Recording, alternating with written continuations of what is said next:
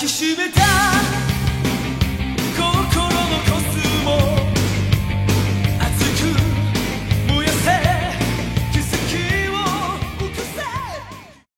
Dans les épisodes précédents, j'ai tenté de mettre en avant des titres tels que Red Blues et Jimbosho Sisters, car je trouve que ce sont de très bons titres qui, bien évidemment, méritent un meilleur accueil en termes de succès que ce qu'ils laissaient paraître sur l'application Manga Collect.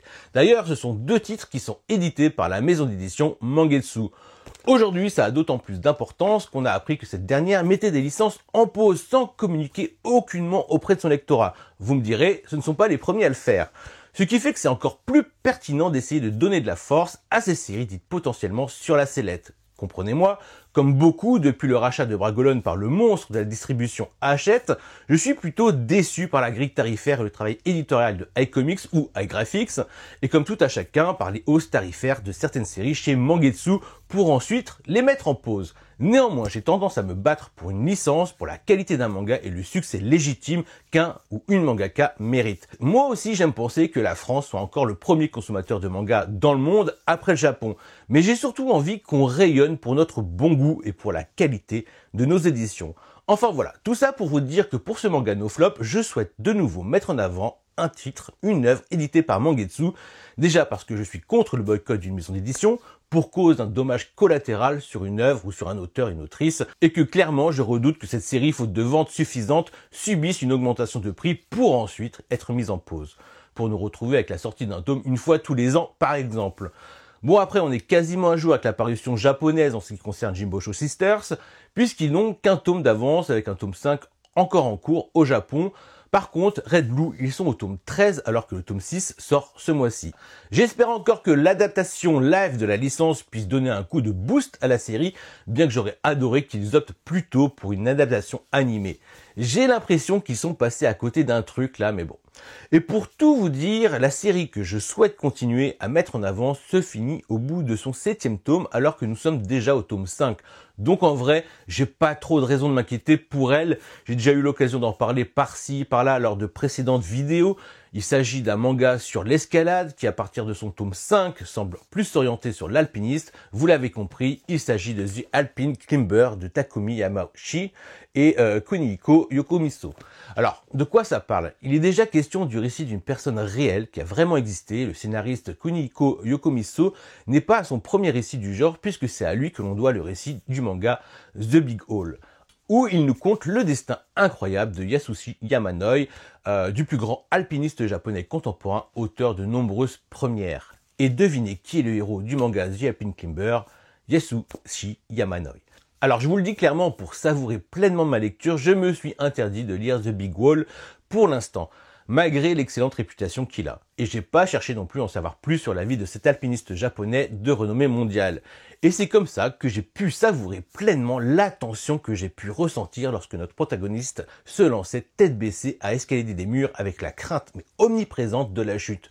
Ce que je trouve très fort dans la narration de ce récit, c'est qu'elle a des airs qui peuvent nous faire penser à un autre excellent manga du nom de Blue Giant. On retrouve beaucoup de Dai dans le personnage de Yamanoi.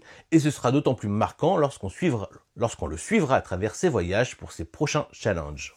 Je vous le dis en toute transparence, lors de son annonce par Mangetsu, j'étais hype. Puis plus du tout lorsque j'ai commencé à feuilleter le titre en librairie. Pas que le dessin me déplaisait à la star d'un The Big Hole, par exemple, mais parce que j'avais la sensation qu'au final je m'étais peut-être un peu emballé, un peu trop vite, et que ce serait au final qu'un énième titre sur l'alpiniste, mais à la sauce shonen. Grand bien m'a fait d'avoir hésité, car quand je me suis finalement décidé à le prendre, le tome 2 était déjà sorti, et j'ai pu enchaîner mes lectures. Vous l'avez compris, c'est un manga bien écrit, avec de la tension et des émotions qui suintent de ses pages. Je ne peux vous en dire plus, si ce n'est que notre héros n'est pas parfait. Il fera même des choix parfois assez égoïstes, pas loin du coup de pute, mais c'est aussi ce qui fera tout le sel de ce manga. Je ne peux que vous le conseiller fortement. En plus, si vous êtes du genre à aimer les séries courtes, vous serez servi, car elle se finit en 7 tomes, et qu'en plus, si comme moi vous en voulez encore plus, vous aurez le droit à un petit bonus avec The Big Hole, qui, je le devine, mériterait aussi une petite place dans un manga no flop à l'occasion. Mes autres mangas NoFlop sont édités chez Akata. D'ailleurs, faut qu'on parle. À un moment, faut pas sortir des dingueries dans l'anonymat le plus complet. Ok, il y a eu des petites annonces comme ça, mais faut en donner plus. Partager en amont ces sorties, qu'on puisse en parler et faire monter la hype pour le jour de la sortie. Grosso modo, faut pas hésiter à m'envoyer ces titres ou à d'autres pour qu'on en fasse la promotion.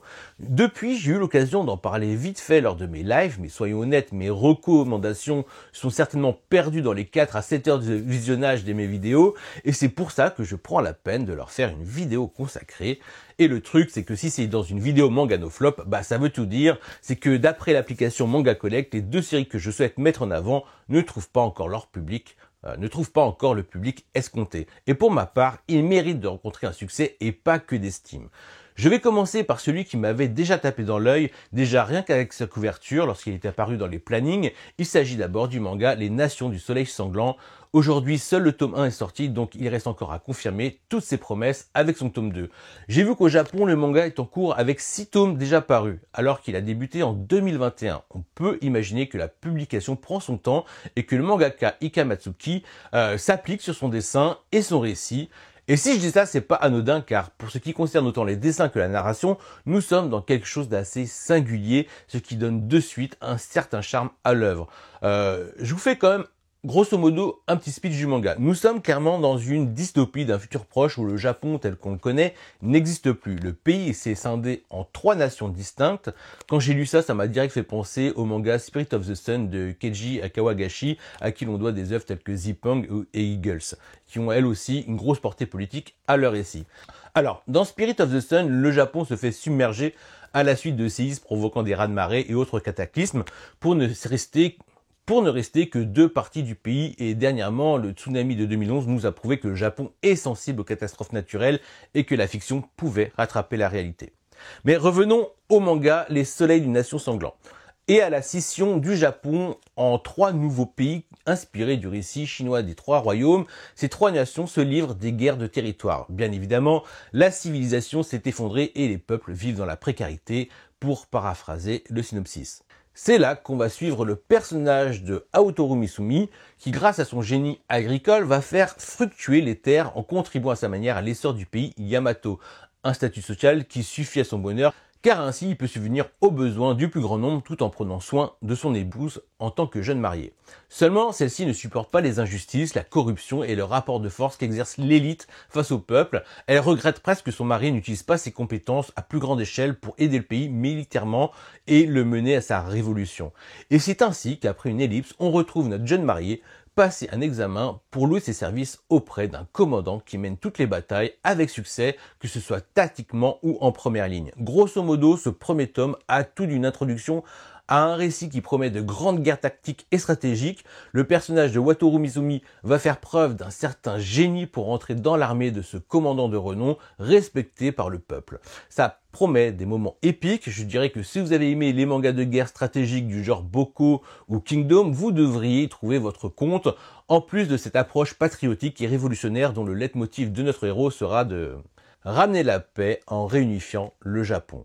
J'attends beaucoup de ce tome 2 et je vous invite à vous jeter sur ce titre qui sort vraiment du lot parmi toutes les nouveautés qui pullulent dans vos librairies.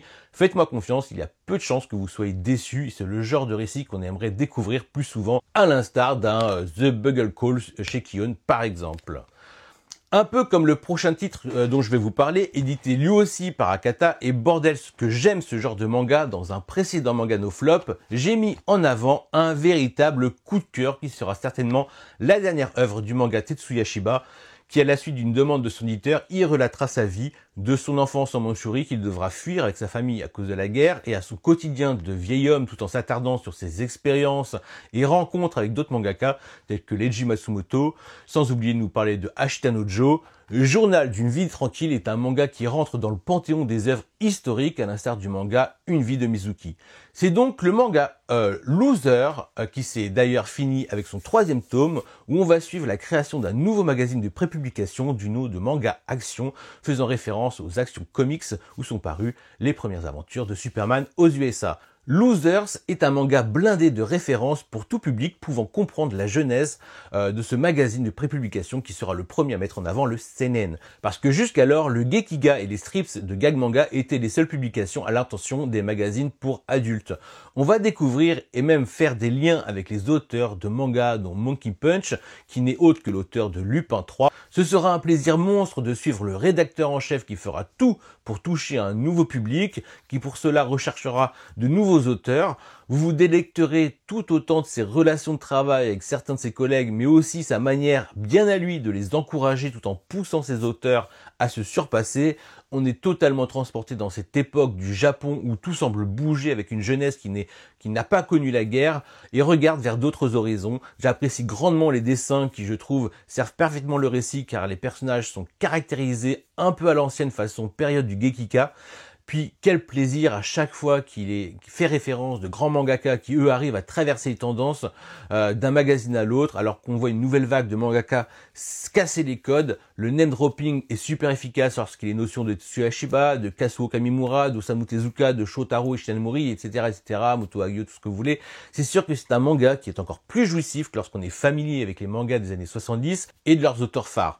Allez, son seul défaut, c'est qu'il aurait mérité au moins un 4e tome, car j'aurais adoré en apprendre plus sur la jeunesse de Lone Wolf Cub. Vous avez compris, ce manga, faut pas le laisser flop, car ce serait le pied qu'on puisse nous proposer toujours plus d'œuvres du même genre.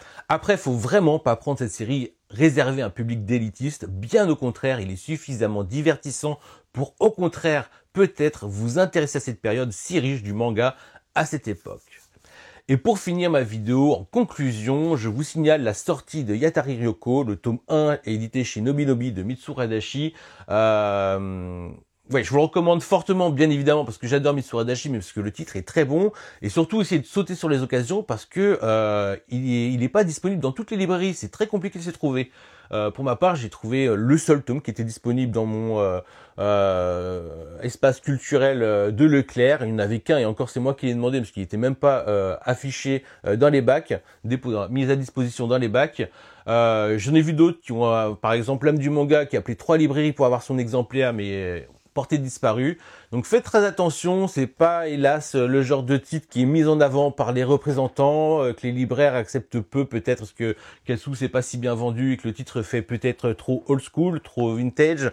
En tout cas, c'est un excellent c'est une excellente œuvre, un excellent récit avec des personnages voilà qu'on retrouve assez chers à Mitsuru Adachi. On en parle un petit peu plus avec Valentin Paco et Seb de YPDLM sur son podcast, n'hésitez pas à aller écouter ça. Voilà, moi je me suis régalé sur ce premier tome, j'ai hâte de suivre le deuxième tome, c'est je crois 5 tomes réunis en 2, donc sautez sur l'occasion et on aura peut-être une chance d'avoir, je sais pas, un autre titre chez Nobinobi, si on leur donne de la force, peut-être Slow Step, encore inédit chez nous, mais dont on a eu le droit en OAV. Donc voilà, n'hésitez pas à donner de la force à Yatari Ryoko, vous allez pas être déçus. Pareil pour Katsu, vous ne serez pas déçus. Faites-vous ce petit plaisir-là, faites-nous ce petit plaisir-là. Et puis voilà. Et puis pour tous ceux qui en attendent un petit peu plus de Delcourt Tonkam, sachez que officieusement, c'est sûr qu'on aura le titre H2 ou H carré comme vous voulez prochainement en tome double chez eux. Voilà. Sur ce, je vous laisse, je finis mon manga no flop, n'hésitez pas à vous jeter sur tous les titres dont je vous ai parlé, ils méritent toute votre attention. Voilà, sur ce, je vous quitte, je vous dis à bientôt et au plaisir de nouvelles recommandations qui méritent un meilleur succès. Voilà, plus que d'estime, un succès de vente. Ciao.